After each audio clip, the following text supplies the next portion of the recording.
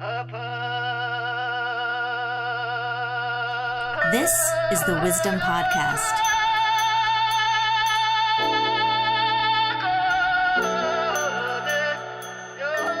Welcome to the Wisdom Podcast. My name is Daniel Aiken, Associate Publisher for Wisdom.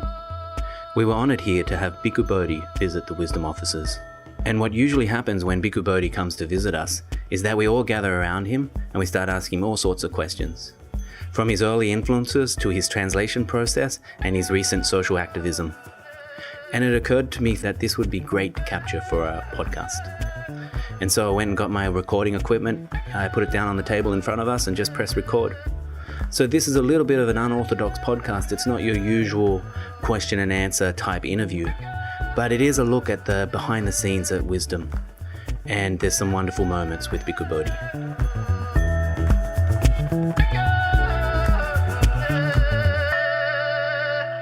Well, this goes back to, it would have been the summer of 1966, and I was already at that time sort of interested in the Eastern religions, Buddhism. But I was also reading in Vedanta. And then we heard that there was a Swami who had come and opened up a kind of temple on 2nd Avenue in Manhattan. And so I decided to go there one day in the late after, when they had their service. And this was before the Hare Krishnas were wearing these saffron robes and having their head shaved, but they just looked like, I guess like, most of them were like hippies. Mm. Okay, so I was working during that summer, so I came after work with my suit and tie to listen to the Swami give his lecture. So he came, he was giving a lecture. Then when he finished his lecture, which didn't really mean very much to me, I guess he was praising the glories of Krishna and the power of worshiping Krishna as being the highest type of yoga. Then when he finished his lecture, then they started to play music on this harmonium and a drum, maybe a tabla or mridanga, I think is the other kind of Indian drum. And then as the music is building up in intensity and they're chanting Hare Krishna, Hare Rama, some of the people in the audience get up and they start dancing around in circles. And then I'm thinking to myself that I'm interested in the Asian religions. I'm considering myself a spiritual person. So this is the mark of a spiritually developed person. Is when you're chanting, you get up and start dancing. And I'm sitting there with my business suit, and I was debating with myself, should I get up and start dancing? But I think maybe it was the spiritual blessing power of the Buddhists that kept me in my seat. Bhikkhu Bodhi told us some great stories, and we've edited out a lot of the questions and let Bhikkhu Bodhi's stories speak for themselves. But I'll jump in a few times just to give a bit of context. Okay, the books on Buddhism were available at that time. Almost the only books were those by D.T. Suzuki and his Anglo-American interpreter, Alan Watts. Yeah. But then there was another book. It was called The Spiritual Heritage of India by, it was Swami Prabhavananda. And it covered the different branches of Hinduism, but it also included a chapter on Buddhism and Jainism. But it sort of interprets Buddhism through the lens of Vedanta, which led me during that time to think that they're all essentially the same, just different branches of the same basic philosophy. Okay. You don't think that anymore? No. When I came across, an authentic Buddhist teachers, then I had to go through a struggle to sort of break up that identification of Vedanta with Buddhism. Mm-hmm. Who were the teachers that you were talking Actually, to? well, the first Buddhist teacher that I had was a Vietnamese Buddhist monk. When I was studying, after I finished college, I went to Claremont Graduate School in California. Then a Buddhist monk from Vietnam came to live in the same to study in the same university and to live in the same residence hall. And since I was already interested in Buddhism, then I sort of went to see him, and then he became my first Buddhist teacher. Wow.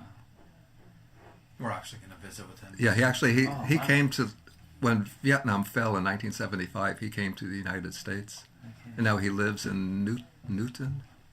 And he was teaching a form of meditation or teaching... He wasn't he was studying at the university. He didn't come here as a Buddhist teacher, but just that I was interested, so I would come to him, and then he gave me sort of my first instructions in meditation. And what tradition was he? He was from the Vietnamese, it's from the Vietnamese Mahayana tradition, but what was happening in Vietnamese Buddhism at that time is that there was a lot of interest in the early Buddhist teachings. Perhaps because Vietnam was close to Cambodia, and also there was some, before the war, Buddhist monks from Sri Lanka, particularly Venerable Narada, were going to Vietnam and staying for long periods. And so this seemed to awaken within the Vietnamese, even the Mahayana Buddhists, the Buddhist monks, an interest in the early Buddhist teachings. And so they were going back to study the Agamas, which are the Chinese counterparts of the Nikayas. And my teacher, he had ordered from the Pali Text Society the English translations of all of the Nikayas. So your first teacher was a Mahayana monk investigating the Pali Canon? Yeah. He was pretty knowledgeable about in the Pali Canon, or the Agama Sutras. Yeah, there was a big, in East Asian scholarship in the mid-20th century, a big turn towards like what they called like the authentic Buddhism, away from the Mahayana Sutras. So a lot of Japanese scholars were that was it. Yeah, that was a movement in Japan. But within the Chinese tradition, it was especially Venerable Yinshun, who went back to study the Agamas as sort of the foundations of Buddhism, even though, of course, he remained an exponent of Mahayana Buddhism, but he was able to integrate the early Buddhist teachings within the framework of his understanding of the Dharma. And this is another interesting story. I was telling Sam about this yesterday as we were driving across New York State. In 1965, the summer of 1965, I was living in Brooklyn, New York, but some friends of mine had gone to spend the summer in San Francisco, and so I decided I want to go to San Francisco to visit them. And so I teamed up with some people from Brooklyn College who were driving cross country, and the first night we drove that day, the first day from Brooklyn, New York to Madison, Wisconsin. And I knew nothing about Madison, Wisconsin, but they had some friends there, and so we stayed overnight with their friends. Then the next morning, I decided to take a walk. I got up early. I went out for a walk, and I found myself on the campus of the University of Wisconsin. Then as I was walking, just in the corner of my eye, I see the door of a building swings open, and then a fellow steps out from the door, short fellow with East Asian features, shaved head, wearing the yellow-orange robes. And I was already becoming interested in Buddhism, so I recognized that this is a Buddhist monk. And then next to him, there was a tall American man, and they were walking together. They walked across the mall, and then they disappeared into another building. And I was just watching with my eyes sort of bulging out of my head. And I was sort of wanted to go up and speak to him, but I would have felt foolish. I wouldn't have known what to say. And then, they disappeared. I didn't see them again, and then I had to join the others in the group to continue the drive across the country. Okay, now 2 years later, when I was at Claremont Graduate School, came to live together with that Vietnamese monk who was there, and he was telling me about a very distinguished Vietnamese monk who had studied in India, who had founded Van Hine Buddhist University, and he was coming on a visit to the U.S., and he would be staying in Los Angeles. And since we were in Claremont, just about 30 miles from Los Angeles, he said that he wanted to go to meet this eminent Buddhist monk, and he invited me to come along with him.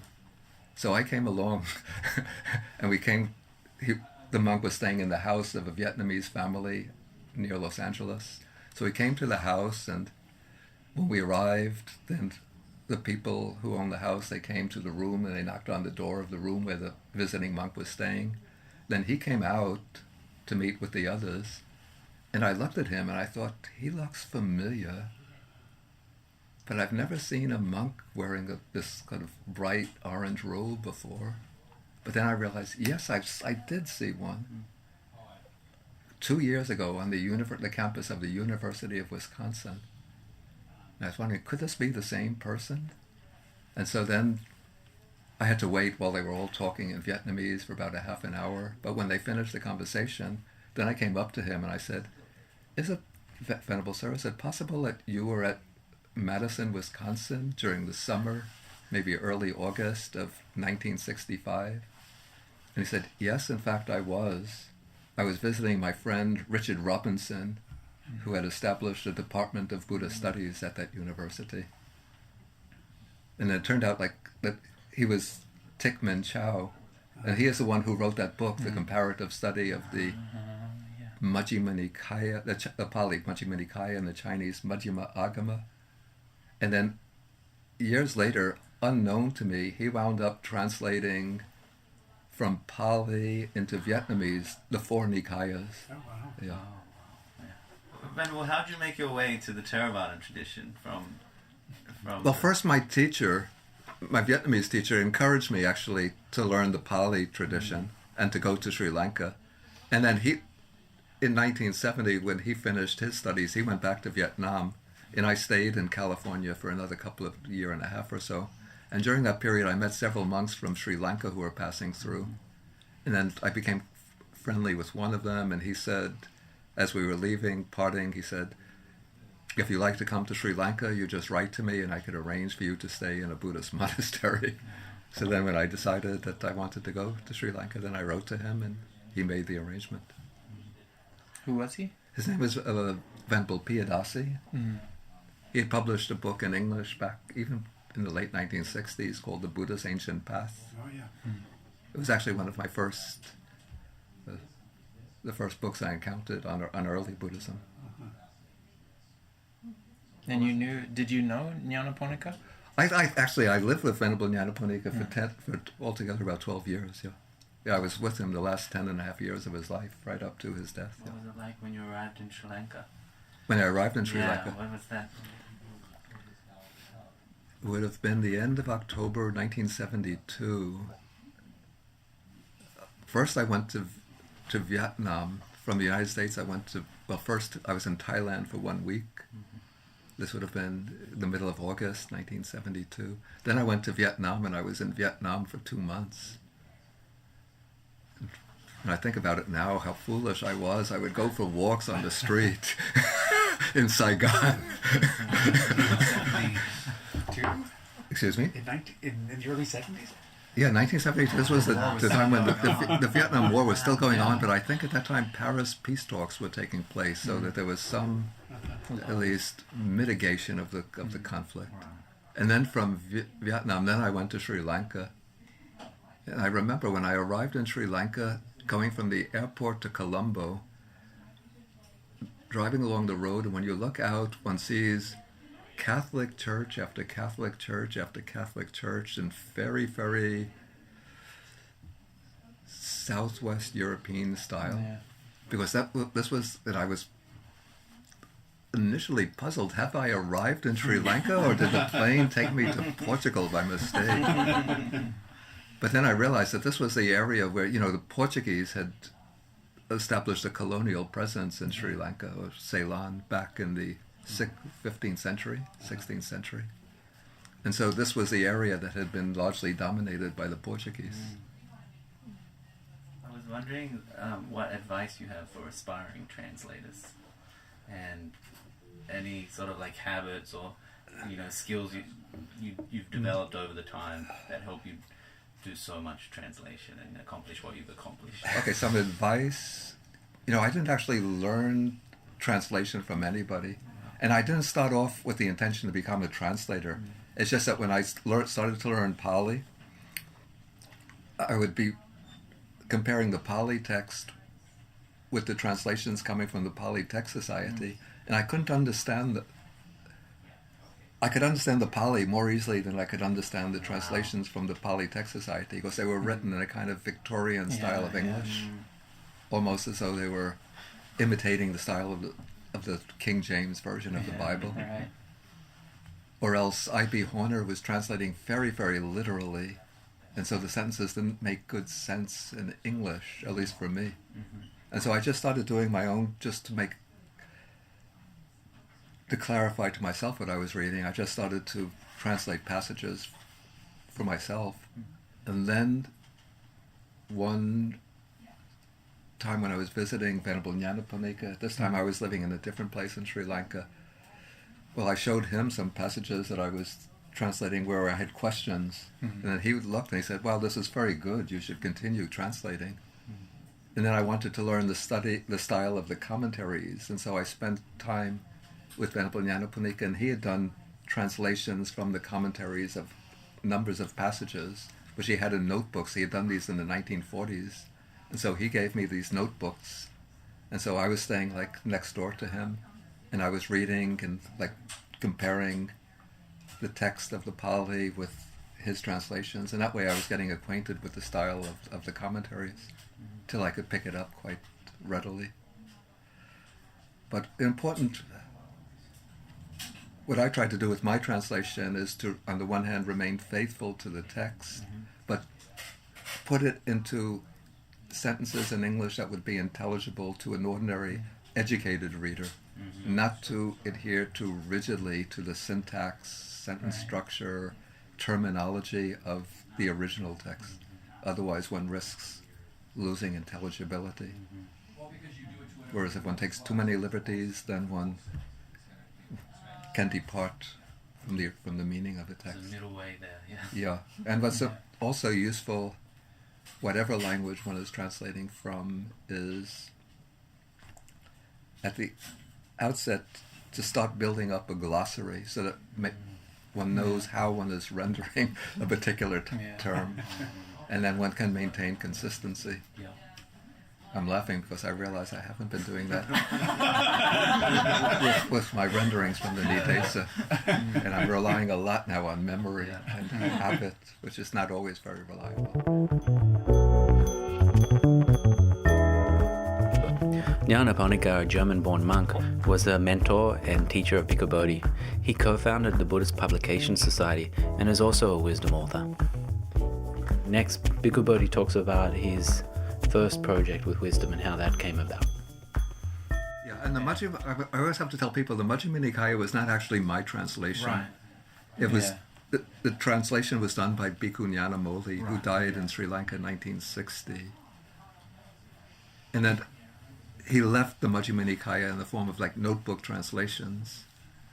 And then a selection of those sutras had been published in Thailand through Bhikkhu Kantipalo. And so then it was actually Nick Reibush, after Wisdom Publications published the Digha Nikaya under the title Thus Have I Heard, Nick Reibush had written to Venerable Nyanaponika saying that they heard that Bhikkhu Nyanamoli had left behind a manuscript translation of the Majjhima Nikaya, and Wisdom Publications would be interested in publishing that. And they asked Venerable Nyanaponika, would you care to edit it and prepare it for publication? And Venerable Nyanaponika at that time, 1983, he was like 82 years old. He had lost the sight in one eye. And he said, now it's too difficult for me, but I have that time a younger American monk staying with me. A German passing it off to the American. And how are you passing on the lineage of all of what you've learned? Have you got classes of working with other translators? Or is it... Well, I have a regular sutta class, which has been going on since I came to Zhuangyan Monastery 2007. And then I've taught Pali to a group of students. But now the way it seems to be, the transmission going on, it's going maybe from my English into Chinese. Because I have like one student, this is Bowie. Yeah, she studied Pali very well, and she's very fluent. Of course, she's Taiwanese. And so she's and published. She did a sutta from the Majjhima Nikaya, the second sutta, together with its commentary and excerpts from the sub-commentary, published it in Chinese. And now she's doing the Mahanidana Sutta, the Great Discourse on Causation. That's the 15th sutta from the Digha Nikaya, together with its commentary and passages from the sub-commentary. And then there was one young German man who became a monk who studied was with me in Sri Lanka. His name now is Bhikkhu Analayo. And, wow, yeah. Then he, Satipatthana? excuse me? What? He did Bhikkhu Anala, he did Satipatthana. Satipatthana Sutta? Yeah, yeah. Oh, yeah. yeah. Yeah, he picks up languages very, very quickly. Yeah. So he picked up Pali, and then he picked up the ancient style of Chinese as well as Buddhist hybrid Sanskrit. Yeah. And so he's done like a lot of comparative studies of Pali versions of the sutta together with the Chinese and Buddhist Sanskrit counterparts. Even and Tibetan also he picked up. Yeah. Yeah, he's going to. Do you find a big difference between the Pali that's in the like Anguttara Nikaya or Majjhima Nikaya and the Sutta Nipata? Well, the Sutta Nipata is all in, or 95% of it is in verse. And several books of the Sutta Nipata, particularly the Atthakavagga and the Parayana, the 4th and 5th chapters, use very archaic style of Pali. Yeah. Very unusual forms, it seems like very elevated, archaic forms. And so in translating, I rely a lot on the notes of K.R. Norman. Yeah. Do you know? Oh yeah. He has. Yeah. He called it. It's another of my favorites. Yeah, I learned a lot about Pali from his notes. Yeah. Pali and Indo-Aryan languages. Yeah. No, But he's amazing. Yeah, he published it under the title Group of Discourses, so nobody knows what it is. No, I've looked at it. Yeah, but it's about 2/3 of the volume are his notes, his back No, notes. that's right. Yeah. Can you tell us a little bit of background about the Sutta Nipata for those of us who aren't so Yeah. familiar? It's a work that as such exists only in the Theravada tradition. So it seems that the Sutta Nipata was put together within the Theravada lineage. And it seems that this is just purely conjecture, there were a number of sort of free-floating suttas without counterparts elsewhere in the Nikayas, which the elders, the ancients, wanted to keep together so that they would not get lost. And so they bound them together into this work, which they called the Sutta Nipata. But 2 of the chapters probably originally existed as independent collections. One is the chapter 4, the Atthakavagga, and the other is the chapter 5, the Parayana Vagga, because they are referred to elsewhere in the Nikayas.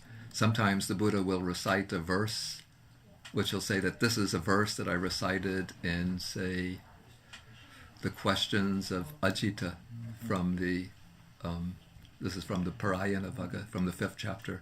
Then I'll say, how do you understand this? And then the monks will give different interpretations of it. Nice.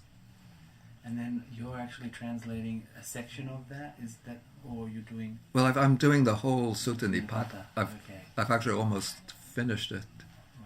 though it will require extensive review. And then with commentaries. And then, yeah, Wow. the Sutta Nipata itself in Pali text is about 220 pages in the PTS edition. The commentary, I think, in the PTS edition, it might be 500, 600 pages. And then what I'm doing, within the Pali Canon, there came 2 ancient commentaries on the 2 chapters of the Sutta Nipata. On chapter 4, the Atthakavagga, and chapter 5, the Parayana Vagga. So these works existed as independent works from a very early period. And the ancients had composed these word commentaries on these chapters. On chapter 4, it's called the Mahanidesa, or the Great Explanation, or the Larger Explanation. And on chapter 5, the Chula Vagga, it's called, the Parayana Vagga is called the Chula Nidesa, the shorter exposition. So the Mahanidesa in Pali, I think it's 400 pages. The Chula Nidesa is 300 pages. But it's very, very repetitive. Like wherever the word, say, Bhagava comes, meaning, the Blessed One, the Exalted One, it will give the same long explanation wherever, and a lot of it consists of strings of synonyms. Yeah. So wherever the word craving comes, it will say craving, what is craving? Craving, thirst, attachment, desire, clinging, adherence, adhesion, cleaving, greed, the unwholesome root greed. Do you have your thesaurus out? It's exactly like a thesaurus. It's I mean, really a that's a genre. thesaurus. Nice, comes in handy there. You Yeah. guys are going to be publishing, it's going to be about this. Just so you know. I mean, that's a genre in Sanskrit. I forget what it's called. What is? A genre that's just like key terms followed by the list of synonyms for that term. Is there an idea of like word commentary and meaning commentary like you find in the Tibetan traditions? Actually, that's exactly what one finds in the actual commentary, rather than the Nidesa is more like a word commentary. Yes. But the how to call this, the authorized commentary to each of the Nikayas as well as to the Sutta Nipata makes that same distinction. They call it Padavanana, which means explanation of the words, of the terms, and Uttavanana, explanation of the meaning. Yeah. So this must go back before the division of the schools. They have that in Sanskrit. Yeah, but I as well. didn't know Yeah. if it was a Tibetan. When No, they it's say exactly puts place on the Sanskrit. exactly the same words Yeah. are used. Yeah. It's in Indian tradition. Yeah, and then there is what's also important in the commentary is called the yojana, which means, I translate this to construal, Yeah. which means, particularly this is used with verse, because in verses, in order to fit the meter, one has to invert lines so that it doesn't follow the natural Yeah. syntax of a prose sentence. Yeah. And so when explaining the verse, the commentary often has to include the construal, which then takes the lines of the verse and reorders them to fit into normal sequence of meaning. Yeah. So when you say the actual commentary, do you mean Buddhaghosa's commentary? Well, the commentary to the Sutta Nipata is almost certainly not the work of Buddhaghosa, Who's though it? it's within the same tradition of commenting. I don't think that there's an author ascribed to it, Oh, okay. but it's just considered the commentary that comes out of the Mahavihara tradition. Yeah. And it could be at the end, there seems to have been a practice of ascribing many of the commentaries to Buddhaghosa, even though there's a lot ascribed even to him, though I notice. even though the contemporary scholars say that it's unlikely that he composed all of them. Or do they argue? Some people argue the same thing with, Indian Mahayana scholars, like Asanga, for example. There's the Yogacara Bhumis or whatever. It's huge, Yeah, I know. and they just say no. He had it's ascribed to him maybe because he oversaw this project. I think it's in But, many yeah. cases it's like that. Yeah. Yeah. And then there are several works actually that are ascribed to Nagarjuna that have come in the They've been preserved in Chinese translation. I don't know whether there are any references to them in In either the Sanskrit, Indian later Mahayana tradition. Like a Shastra, they call it. Yeah, the commentary on Prajnaparamita. Yeah. Yeah, that one. It's actually Is there a highlight from the Sutta Nipata? Something that you found like a real jewel in there? well, the chapter that I like the best is the Parayana. It's very, very beautiful. It's a very kind of elevate, because the sort of theme of the Sutta of the Parayana chapter is there was an ancient, very old Brahmin who had heard about the Buddha, that the Buddha was the enlightened one, but he was too old to travel the distance himself. He was established by the bank of the Godavari River, which is somewhere in the southern territories of India. And so he sends 16 of his pupils to see the Buddha in order to find out whether he's truly an enlightened one. And then they each come with questions, and very deep questions, and then the Buddha's replies are very deep and very, very elevated. What are they concerned about? What are they asking the Buddha about? You're just going to have to wait for the break. Spoiler alert. Well, the basic theme is how one becomes disentangled from the round of birth and death. Yeah. I won't ask. But they're not proceeding from very elementary or basic stages. How does one begin? By practicing generosity, observing sila, since these are obviously, they've been living ascetic life, contemplative lives over a long time, and so their questions come from like deep meditative experiences. So how does one go from these deep meditative states to the actual stage of enlightenment and liberation?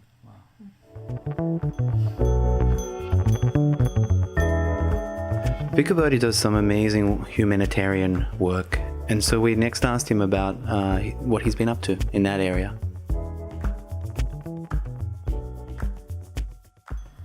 I would say if Buddhism is going to really evolve in a way which addresses the momentous problems facing the world, what it has to learn from is what I call the radical political, social, and economic sort of programs and agendas which have been adopted by the more radical Christian denominations. Maybe particularly like the African American Christian churches. What about Without liberation becoming militant. theologists? Yeah, that's what I was thinking. Yeah, somebody was Liberation asking me the other day theology. whether I've been reading liberation theology. I haven't read anything directly in Yeah. liberation theology, but maybe indirectly my thinking has been influenced in Yeah. that way. That might be what you're seeing. Yeah. What might it look like? What that, in a Buddhist context, what might that look like?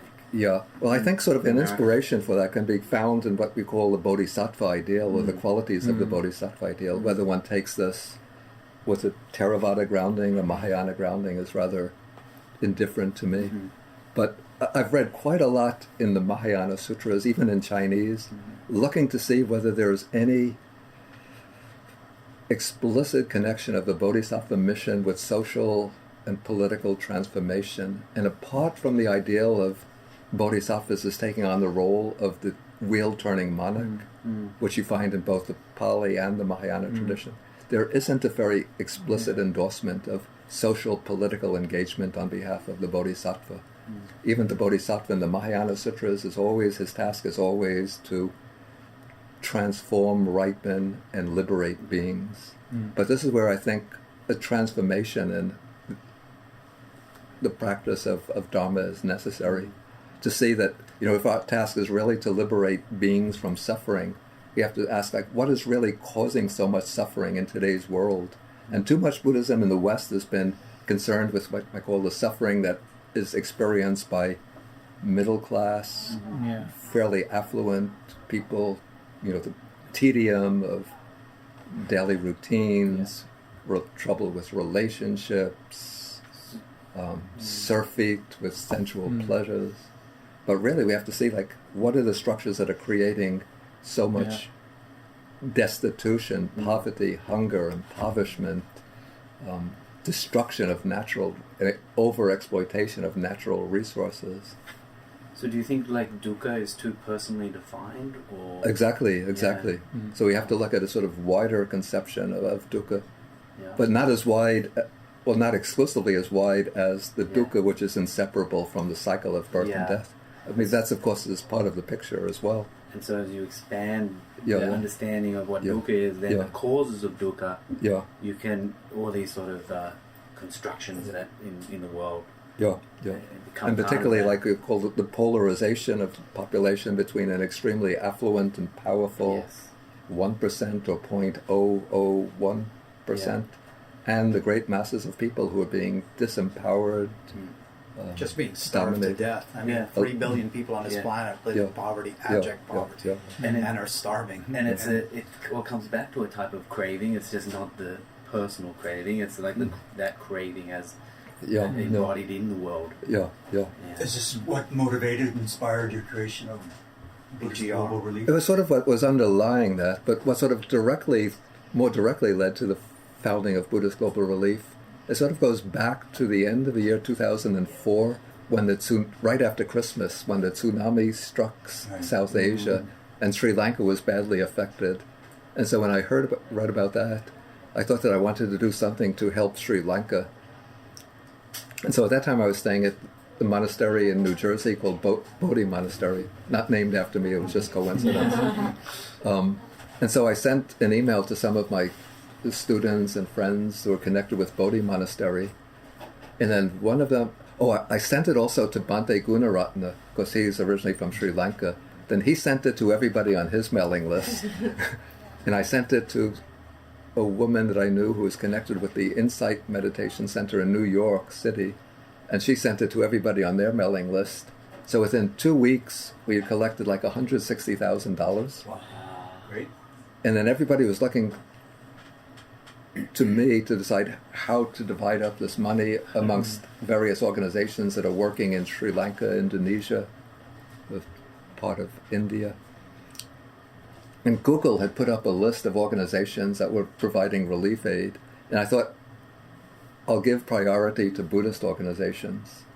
And so as I was looking through the list, I see, of course, many non-denominational organizations, like CARE, Direct Relief International, Oxfam, and so on. Many Christian organizations, not necessarily with the agenda of proselytizing. A number of Jewish organizations, Muslim organizations, and 2 Buddhist organizations. One was the Tzuchi Foundation, which is actually based in Taiwan, and the other, of course, is the Sri Lankan organization Sarvodaya. Yeah. And then the Sri Lankan temple in Los Angeles, Dhammavijaya Vihara, they had set up a kind of relief mission. So I was wondering, where are all of the Buddhist organizations that are doing relief work around the world? And didn't see them. And so this was sort of simmering in the back of my mind. And I thought, we speak a lot about Buddhism as a religion par excellence of loving kindness and compassion. But when it comes to actual, engagement right at the grassroots level, at the concrete level, it seemed to be something missing. It took time over the next few years. Then I met several of other people who were interested, who were raising the same type of questions. And then we had some initial discussions. And then we decided to form an organization, a Buddhist relief organization. And then we were sort of thinking about a more specific, originally we started with the idea that we would provide relief to people around the world afflicted with poverty, social distress. How did we phrase it? Poverty, social oppression, exclusion. But that seemed too broad, too general. We really needed to find a more specific niche. And then just after some discussion, then we decided to focus on the problem of global hunger, chronic hunger and malnutrition. But then when one wants to address the problem of chronic hunger and malnutrition, it's not sufficient just, initially we thought we would be providing direct food aid, but then one has to look sort of deeper. What are the underlying causes of hunger and malnutrition? And inequality. And one thing that kept on repeatedly jumping out of the material that I was reading was the subordinate status of girls and women in traditional cultures around the world. And what was constantly being said is that at least one of the means for overcoming poverty is to improve the status of girls and women. And the most effective way to do that is through education. Because what happens in many traditional cultures, in large families which are facing poverty, they want to keep the boys in school, but at a certain point they'll say the girls can't continue, have to push them out and start working. But if they allow the girls to go through and complete their education, then when the girls grow up, then first their voice is heeded within the family. They'll marry later and have fewer children, so smaller families. They'll have a better understanding of nutrition, and also they'll be able to work to support their families. And so that became one sort of prong of our way of providing relief from hunger and malnutrition. And then the other is to support ecological... How does that manifest, though? Excuse me? Aid to this issue? Excuse me? For women. How specifically is it? So funding education for... Yeah. And what we do, we find organizations in other countries which are working along the same track that we are, and we form partnerships with them. So one organization that we learned about, established a partnership, is working in Cambodia. It's called Lotus Outreach. And this was actually established sort of under the authority of, he's a Rinpoche who is a film director. Khyentse. Dzongsar Khyentse Rinpoche. Yes. So he is like the chairman of the board, though he's not so directly concerned with its day-to-day operation. But they work in Cambodia, and they have a project supporting the education of girls by providing the families with rice and other food stuffs on condition that the girls are kept in school. So he started on these projects 2009, and of the first batch of girls that went through the high school project, about 80 of them are now in college and university studying. Oh, this is great. That's great. Yeah, we have like another similar project with, it's an organization in India established by an Australian nun ordained in the Tibetan tradition. Her name is Aya Yeshi. Yeah, I know Sister Vision. You know her? Yeah. She has the Bodhicitta Foundation. Yeah, I know her. So she's like established a hostel for girls and women. In Calcutta as well, she works? No, she is in Nagpur. No, cool. Did you see and talk to the Karmapa, the current one? You know, I had an appointment to meet him on, today is what? Thursday, wow. I think it was Monday. 3 days. The appointment was to be from 1 to 1:30 p.m.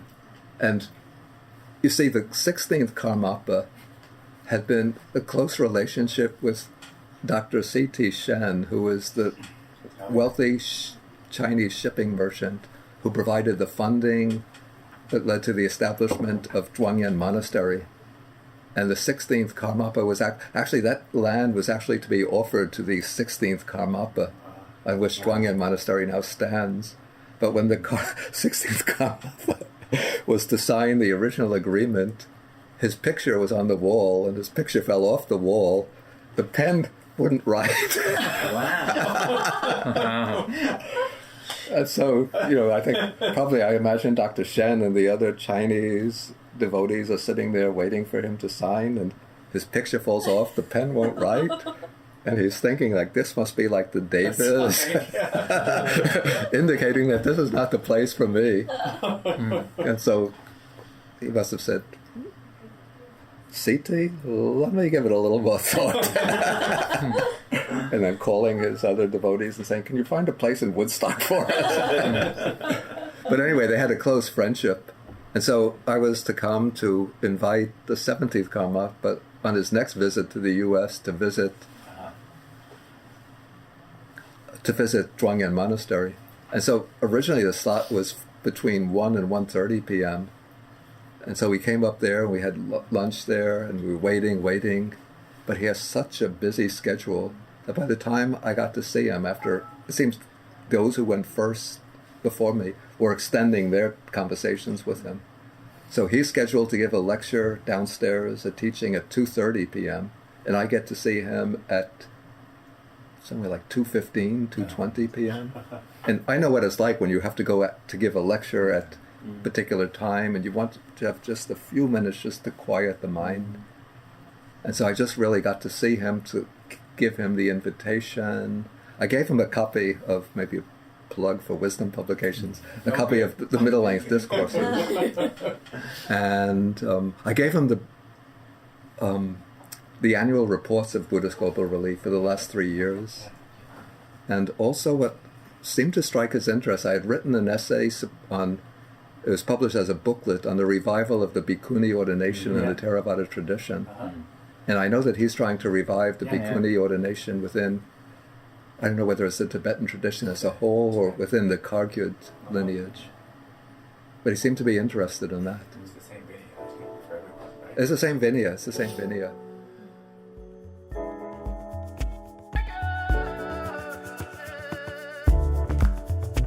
Thank you for listening, and I hope you enjoyed our discussion with Bhikkhu Bodhi. And don't forget to subscribe to the Wisdom Podcast on iTunes, Stitcher, or your favorite app. And please give us a rating on iTunes if you enjoyed this episode. Next, I'll be interviewing Zen teacher, Buddhist professor, and wisdom author David Loy. But if the Buddha is right that the three poisons, greed, ill will, delusion, are like the main causes of evil, or the main causes that create problematic things, and if we've institutionalized them, that's quite a challenge. We're in trouble. And, it shows us that it's not enough for Buddhist practitioners simply to be preoccupied with their own awakening. Yes. We also need to awaken to what's going on socially in institutions.